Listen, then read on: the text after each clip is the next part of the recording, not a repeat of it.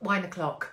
It's time for, I think, the Katie's Arms. Yes, I'm 1 minute early, so I'm terribly proud of myself yet again. Let's see how we go and see how our Wi-Fi does for us this week as well. I'll leave you to catch up while I drink this because I forgot to do it before we chatted, as in drink my wine. Hello, hello. Let's see. Let's see if you can hear me well enough or whether I need to go and mess with my Wi-Fi. I don't think so. Hello, hello. Evening. Thank you all for being here. Goodness me. We're getting to be quite a crowd these days. You'll be pleased to know, listen, I changed my squeaky chair. There were some complaints last week that my chair was too squeaky, which is basically because I move around quite a lot. But now my son just changed the chair over for me. So we have this. It's a much better version. How has everyone been this week, I wonder? I have made an effort. Thank you for those saying that I've smartened up. I made an effort. I'm realising that throughout the week, I always look like such a pile of crap because I'm always like running through a wood or up to my eyeballs in some poop or other or doing something, just ranting away in a car on my way to the gym. So I made an effort. That's what I did. And also, it's Friday night, so why the hell shouldn't we celebrate?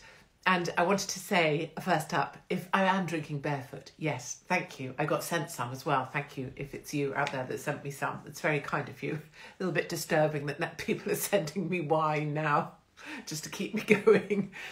You may have seen, if you watch my Insta feed at all, me ranting on earlier this week about being dry. So just to take you back to thank you, Texas loves you. I'm going to be in Texas soon. Yes, don't ask how. Don't ask how. That's our pact, right? Don't ask me the how because we know I can't do what I do. Anyway, so what happens was where I go to the loo at home, where I sit, because going to the toilet, right, for most of us is like a treat, isn't it? I don't know if this is you, other ladies out there probably. But sometimes when you have all your family and you have work and a husband and all the rest of it, when we go for a wee, I'm just trying to try and do an impression, but I don't think I need to do that, do I? Because we all know how we wee.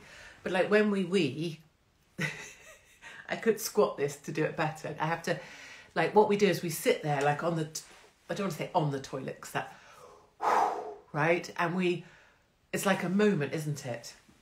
So like, when we sit on the toilet, it's like a treat to ourselves because it's like a break from life, isn't it? Like we're like this. You shut the bathroom door and sometimes you hope that your wee is going to be really long just so that you get a longer break from your family or your husband or your children or your dogs or whatever it is, or your work. Yeah. So, and then what I do, and I think this is a recommendation for everybody, is, well, thank you if you like this. It's from Etsy and it was very cheap. I think it's called disposable jewellery, which is obviously incredibly not green and not eco-friendly, which is why I love it. Disposable jewellery, who wouldn't want that? I mean, it costs like £6, but it'll be like the shade of a turd in about 2 days. But, you know, I say if it looks good for now, great. It's a bit like life, right? 1 minute you look great, the next minute you look the shade of a turd. That's okay. Anyway, back to the toilet. So you sit there, and then I have a little row of shelving right next to my toilet. It's not my toilet, everybody uses it, but no one else is as hygienic as me, obviously, because the rest of the family have to be disgusting and sort of loosely piss in the direction of a toilet. I don't know how that happens either. How does that happen? Why can no one else, if the toilet bowl is this big, how can no one else get their piss in it? How is that possible?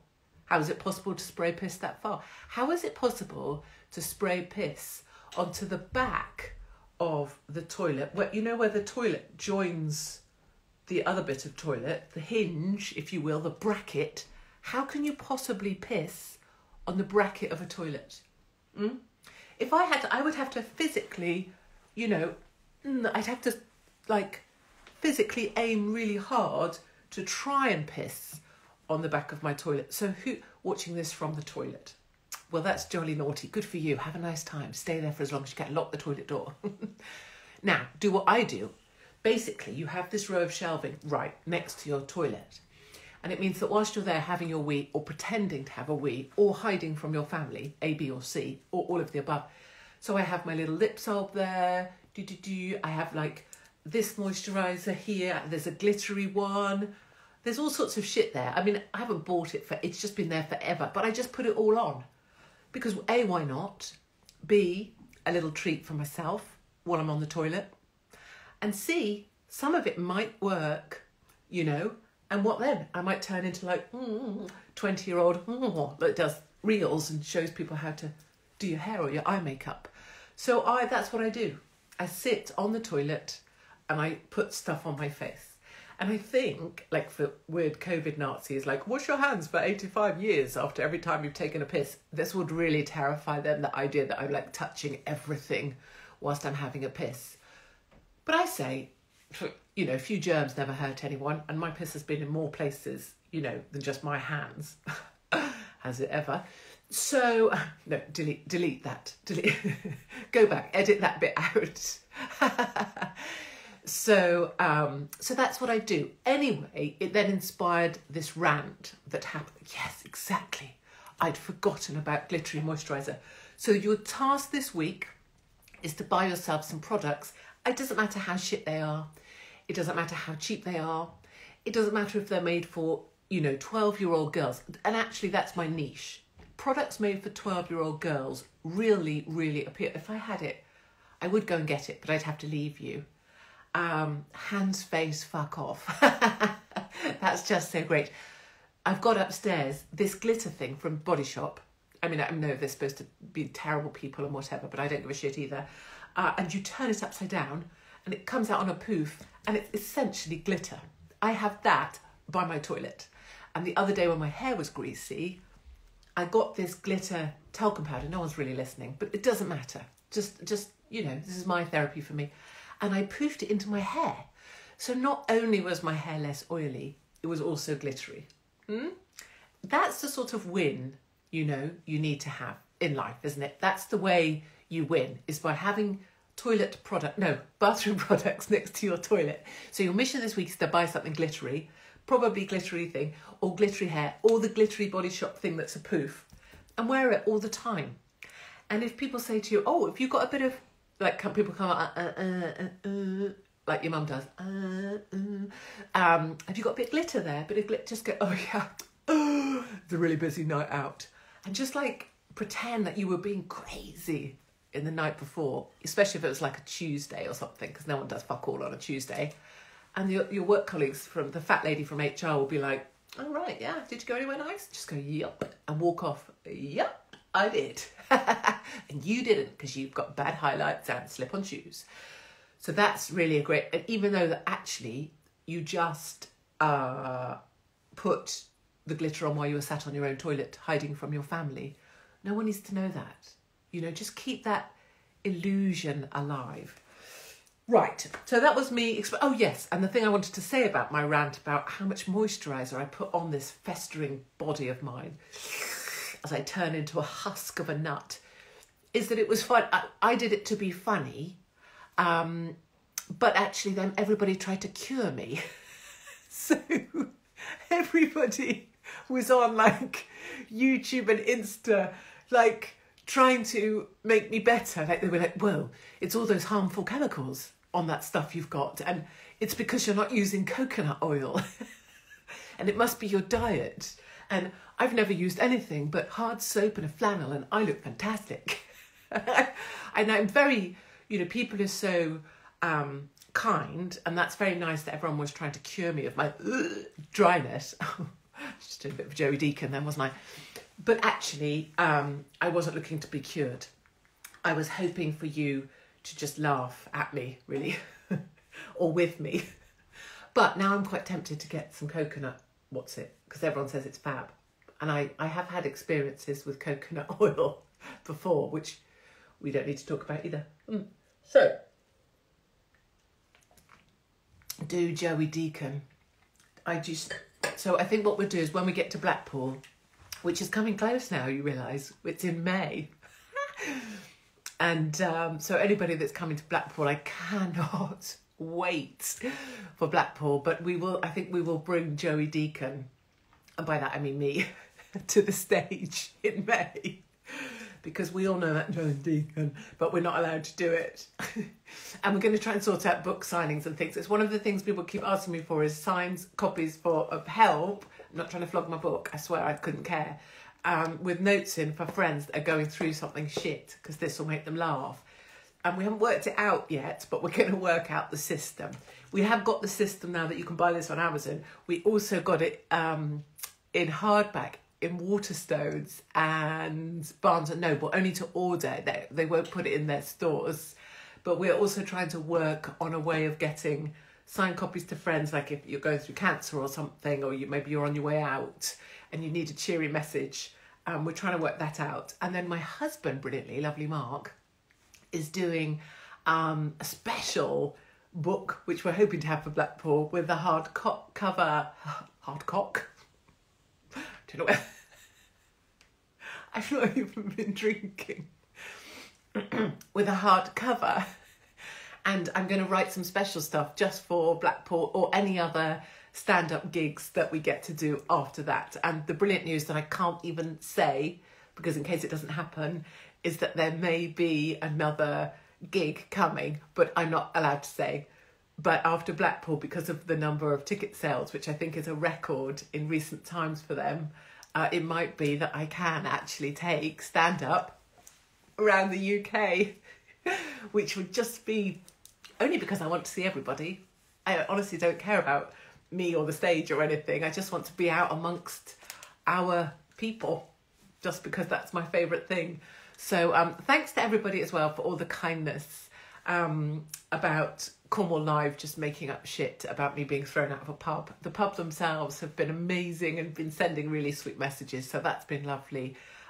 Ipso, the I think press regulator, are getting involved to see if they can't give some kind of warning or penalty to Cornwall Live. And I don't want anyone punished or anything. It's not that. It's just not liking being lied about when I'm with my family, because that obviously crosses a line. Lovely Mark. We'll have to find a picture of Lovely Mark, because Lovely Mark's very shy. Everybody always thought, because everybody assumed I'd made it such that everybody thought I was a complete cow. So people always assumed that I'd been married to this bastard banker. And that was always the expectation, that there would be this sort of wanker banker. But then it turned out the opposite is true. Lovely Mark is nothing like that. And Lovely Mark used to work with donkeys, and I'm not just talking about myself. He used to help, well, he does creative for donkeys. And I remember doing an interview with The Guardian, John Ronson, and he was desperate to get Lovely Mark in with a picture of Mark with the donkeys, because he wanted to show people this me, right? And I was like, well, fuck off. Because my view was, if people need to see Lovely Mark and a fucking donkey in order to work out that I'm not what they think I am, that's really lame, isn't it? And I'm not about trying to show people I'm not an arsehole. I have to let people realise for themselves. So that all went on. But yes, everybody wants to meet Lovely Mark, because I'm always on the road on my own and no one gets to meet him. But he's really the genius behind keeping me, well, the fact I'm not swinging from a tree sits with Lovely Mark, and the fact that we're still together. We're nearly at our wedding anniversary, and my father sends Lovely Mark a condolence card each year because he's put up with me for another year. But I think we're nearly at like 15 years now. It's been like ages. I don't know, maybe he's just given up. You know, it's just like, okay, I resign myself to this shit for as long as she's around. Then he's hoping, you know, I keep sort of selling in the idea that after I'm gone, you know, let's just say let's call it hit by a truck, shot in the back of the head. After I'm gone, he can have this other new life. So I'm sort of selling him on that idea. If he just hangs around till I pop off, then he can carry on and do something great with someone nice. Right, what did I want to talk to you about? Oh, yes. Well, so many things, actually. I wanted to talk to you about some issues with my leggings. But maybe we should all drink a bit more before that. Right. Yeah. Well, I had so many things I need to talk about. One of them I wanted to just get off my chest, but it's probably more of a rant for in the week. because it's my bastard family leaving. I don't know if you drink this Actimel shit. I mean, I don't believe in any of that crap, but actually when you're really thirsty and you can't be asked to make a drink, those little Actimel things are quite nice. We have those. The bastards in my house, they take all of them out. You know, they come in those cardboard tube crate things, packets, whatever you call that. What is this language I'm supposed to know? I've only been practicing it for 46 years. So you get the Actimel. My bastard family will keep taking the Actimel until there's like 1 or 2 left that you can't reach into the cardboard box to get, but none of them get it out and actually finish, you know, unbox the box to make it okay. Do you get that do you have that in your family? Or, you know, when you get Heinz baked Harms beans? What is this? Hardcock and Harms beans? I haven't been drinking. You know Heinz beans, and they come in those 4 You Talk Bollocks. Ah, Mickey, is it your first time to Katie's Arms? This is the point, my love. I talk shit, we all talk shit together, and we have a laugh. So, you know, stay here or off to piss. I thought you were older than 46. Everybody does. Everyone thinks I'm 60 and they talk to me about their incontinence problems, and I'm only 46. I've just been around so long. It's been exhausting. Heinz beans, when people take 3 but leave 1 with the plastic freaking wrapper still on it. Why would you do that? Is this everybody's? I need a drink. Yes, exactly. Offerty piss. Yes, exactly. Right. I wanted to talk to you about, drives me insane. Other women know. Or maybe that's a boy. I mean, love them. One-sided talk, mind. I know. I'm sorry. I haven't really answered many of your questions. Well, everyone's just being kind. Stop being kind. Come on. The beans thing pisses you off. Exactly. They should do a Heinz beans ad and maybe put something under one of the 4 bean cans. And the only way you can find it is by getting the bean cans out. And if you find the reward under the bean can, you get something. And that would incentivise the little bastards that I live with to actually look. I don't know, maybe convoluted. So I have weird, I do that and I live on my own. That's just the best. This is why you need to be amongst the people, because people are funny. Today, me and the guy on the Marks and Spencer's self-checkout, we're having a right laugh because I nearly stole a Marks and Spencer's best ever. I mean, it might not be, I don't know, I've never had one. Fish pie. I'm always a bit averse about fish pie because I just imagine scrags. You know that when you get those big guys on the boats with all the rubber and they're like throwing bits of random fish around. That's how I see fish pie. So it always makes me a bit heebie-jeebie. Anyway, I was buying fish pie. It said ×2 and I was buying 2. I put 2 in my bag. It turns out ×2 at Marks and Spencer's means 4-2, as in fish pie 4-2. So I'd effectively stolen a fish pie. Me and the guy having a laugh together about the situation.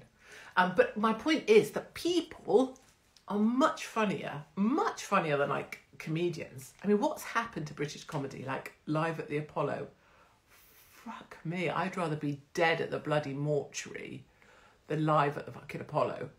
Because if they're not female, they're not allowed on. If they're not, frankly, and you know, super love everybody that's disabled. I'm disabled. But like they always have disabled people who aren't funny either. So now you've got people who were never funny but happen to be women and disabled on stage. I don't get it. You know, just why not just put someone who is funny like me? No. Right, so this. I've never heard of fish pie. Oh, I think that might be because you're posh. I tell you what else you won't have heard of. Fish paste. Is it Shipman? Someone will help me. Or Shipman was the guy that killed everybody, but what's that? Was it ships? Fish paste, crab paste, beef paste. Did you remember? I used to have that in my sandwiches for school. I had spam, tongue, which I didn't realise was tongue. I just thought it was some bit of animal called tongue. I didn't know that it was the tongue, because who eats a fucking tongue? Shipman's there. Fish paste. What's fish paste? Oh, little blue jars. Yes. That is disgusting. Whoever wrote that. Lovely Marks loves your fish pie. I don't even understand that joke. I have a story about that, but it's we need to do Katie's arms after hours. Well, this is sort of after hours, but we should do the after hours because, darlings, I've lived. Fish paste. So what I'm going to try and do next time we do a Katie's arms, or sometime when I'm here, is buy some of those beef Shipman's beef paste because the God, that really has set me off a little bit because I used to have that in my sandwich. God, where were we going with this? Let's move on because it's making me a bit gaggy. Imagine if I vomit on the Katie's arm. So, weird vaxxed family members. So there's a family funeral this week. Sad, sad, sad. And that's not just me being flippant, like sad. But family members come down and they're all vaxxed. I don't know what this is. Because no one who's vaxxed does this, right? I remember eating chicken paste as a kid. There we are. Have I ever been given crab sticks? I think you mean crab stick, surely. Is there such a thing as a crab stick? No. Anyway, that family that came down, what is fish pie? Oh my God. It's pie with a fish in. Well, not like a, what was that? Looked like a stroke victim. That was my impression of a fish. It's not like a fish.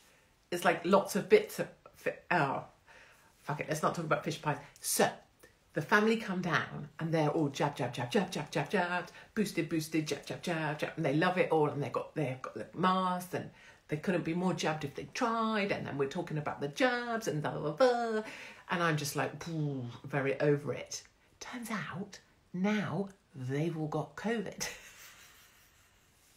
And they're trying to say, because I'm obviously the big anti-vaxxer in the family, which I'm totally not. My girls have had all their vaccines ever. I mean, you know, the real ones, prior to the recent nonsense. And I love that everybody can do what they want. Brilliant. You've been boosted. Brilliant. Brilliant. You'll know if you know me. Brilliant. Fantastic. I'm sure you had a lovely time at the vaccine centre where there's 450,000 fucking staff doing shit all at the taxpayers' expense. Brilliant. Anyway, they've all got COVID. And I hope they're watching this. They're trying to say, and so, I don't know what this is. We must have caught it at the funeral. And the idea is, it must have been me. Because I'm the big anti-vaxxer in the family. Even though I'm not. Even though I just want everyone to do what they like and be happy. I've never known, like, what time in history did we catch stuff? I mean, obviously, many of us can think of other things where maybe we did try and trace who we caught something from. Or like the time I went to Glastonbury and got, what was it we said I got? What's that weird blistery thing down your face? Impetigo. Terrible it was. Terrible. I think we've talked about this before, haven't we? Blisters. If you've ever had impetigo, it's awful. They come, it's little tiny, like glass blisters that form all the way down your face, like Dickensian England.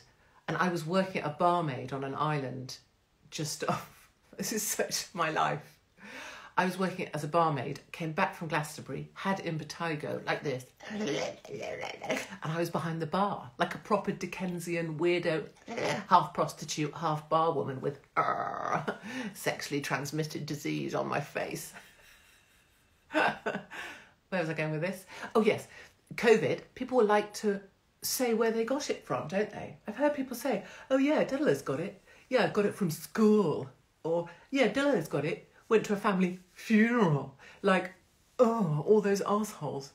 And what you really want to say is, oh yeah, my asshole brother and his vax family blamed my son for them catching it. This is what I'm so interested in. When did we ever blame people, apart from the thing I talked to you about, or, you know, syphilis or crabs or something? But, excuse me, that's the meat paste conversation. When did we ever blame someone for what we caught? Like when we used to get measles or mumps or whatever. We never, in fact, we had parties to try and catch it. It's a weird thing. The people say, yeah, I got it. And I got it from this person. Can you even hear yourself? Can you even hear what you sound like? You sound like a truly horrible kind of person. The sort of person who wouldn't help someone in the street because it had nothing to do with you. You know, the sort of person that looks away when someone hurts themselves or falls over or gets mugged, as opposed to me, who'd be like, come on then, this is the excuse I've been waiting for. I am just waiting for the excuse, believe me. Right, let me answer your questions. Here, look, I'm going to have a sip of wine while you formulate some very intelligent questions. Well, yes. Thoughts on World War? Oh, do we have to? 8:25. On the back end of Katie's arms. I really don't fancy that. Although I can say very, very happily, if there was such a thing as some sort of fighting that broke out and I was required to lend assistance, I'd be delighted. People being deleted from their social media accounts. Never worry about that, my darlings. Never worry about anything that is online because it's so a tuppence of our real lives. Our real lives are in our souls and we carry them forth with us. All of this social media stuff will pass. I'm very concerned. I don't know if any of you have seen the BBC coverage of the Winter Olympics. I just saw some a moment ago, and they have Claire Baldwin and a coterie of assorted females who I have no idea who, but all look a bit flumpy to be talking about sport, dressed in what can only be described as winter accoutrement. So like a ski jacket or a ski goggles in a studio with pretend faux snow against the backdrop of sort of Norwedic Scandi snow, talking about the Beijing Olympics. I mean, either I'm losing my mind or the BBC are, or we're all, I mean, presumably it's a step between normal life, augmented life and the metaverse. And this is now acceptable behaviour for Claire Baldwin to be dressed in a 1970s ski jacket pretending she's in Beijing when actually she sat on her little chubby arse in Manchester. I mean, that's not normal behaviour.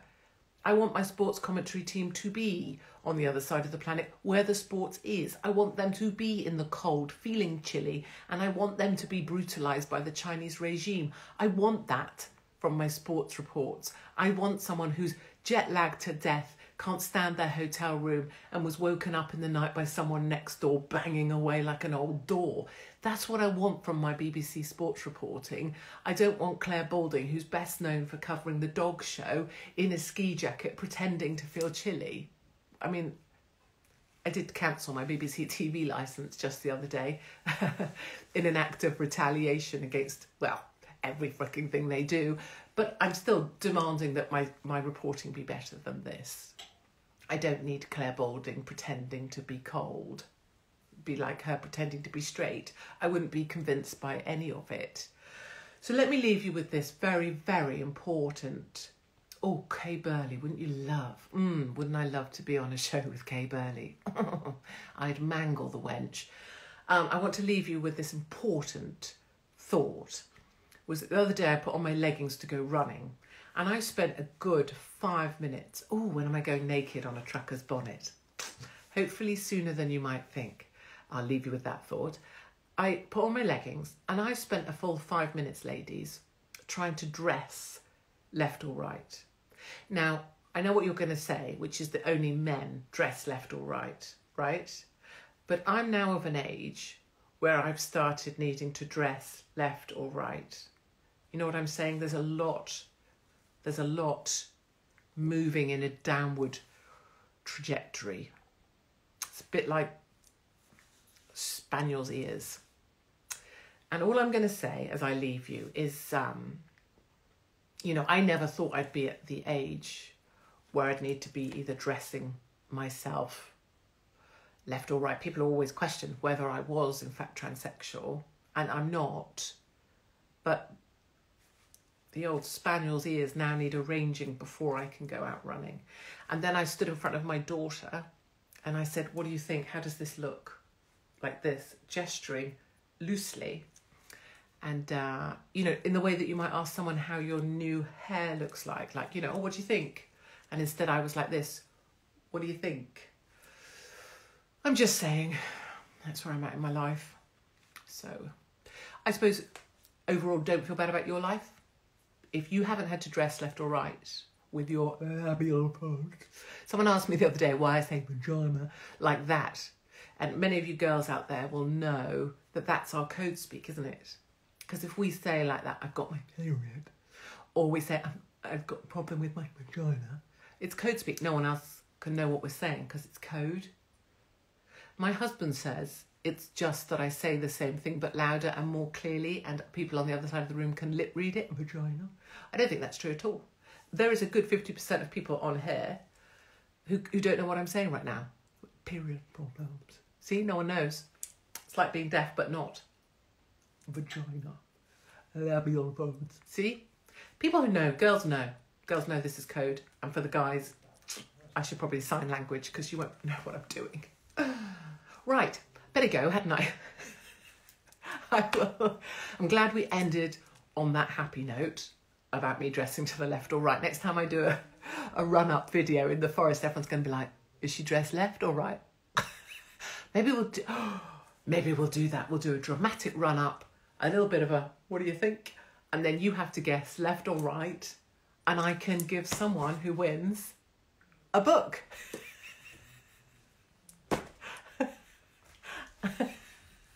You see, I make myself laugh, and that, to me, you're winning. Right, I hope you have. I hope you find sanity after this. And I have someone's just put, have a flabulous night. I don't even know what you're talking about because I'm just trim and high and tight. I have no idea what you're saying. Okay, bye.